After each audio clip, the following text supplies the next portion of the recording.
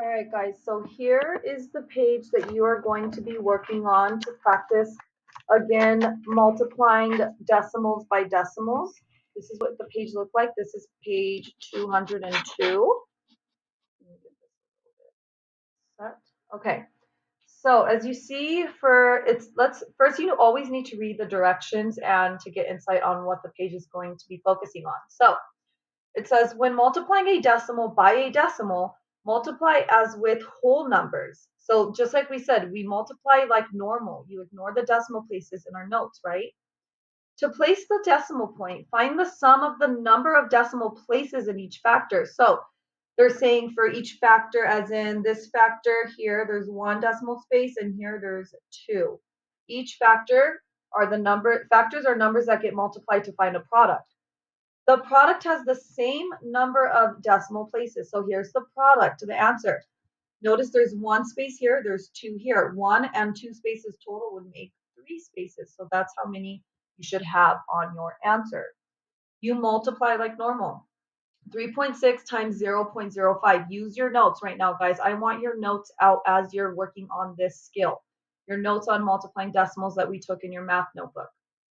So remember, the first step for your notes says to line up the numbers, not the decimal points. Okay, so line up your numbers, set it up, standard algorithm, and then you start multiplying. 5 times 6, 5 times 3. You cross out 5, you put your placeholder. 0 times 6, 0 times 3, and you keep going so forth. Okay. Make sure that you do all of your work. If you need to work on a separate piece of paper, that's fine.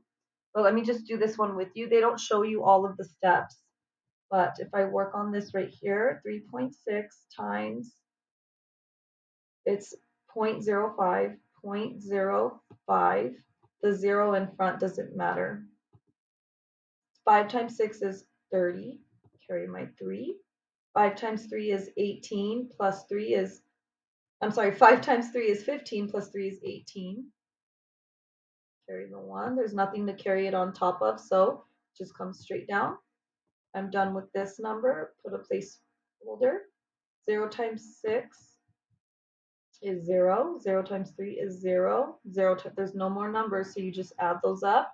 You get 0, 8, and a 1. And there's 1, 2, 3 decimal places. 1, 2, 3.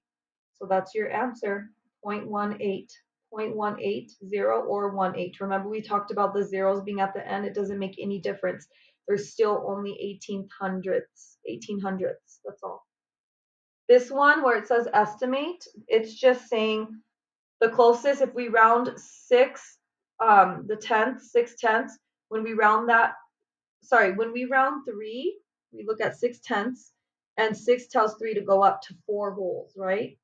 When we look at 0.5, if we want to round the wholes place, we look at 0. 0 tells the 0 to stay the same, not to move up to 1. So 4 times 0 would be 0, which if we rounded 18 hundredths, the 1 in the tenths place would tell the 0 you round down to 0. So pretty much it's reasonable. The answer is 0 or 0.18. It's almost nothing. 18 cents is almost nothing. You would round to nothing, to 0. All right. So you're going to work on numbers. You're going to work on number 2. You're going to fill. So this one says estimate 0.112 times 7.2. You want to estimate to the wholes. So if I want to estimate the ones place, I look at the 1, and that's going to estimate to a 0 pretty much. That's 0.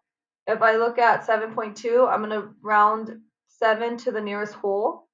2 is going to tell it to say the same. So 0 times 7 is going to be 0. That means your answer down here is going to be a product that's close to 0. It's going to be a really large decimal point.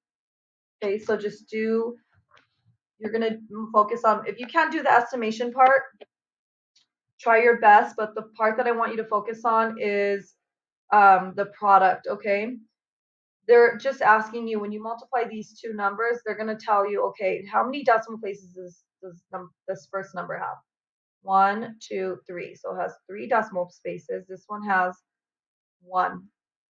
So how many total decimal spaces? Well, the product has 3 decimals plus 1 decimal, or that's a total of 4 decimal spaces. So your answer is going to have 4 decimal spaces, okay?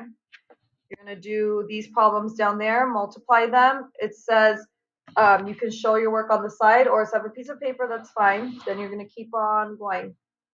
3, 4, and finish all of 203, page 203, okay?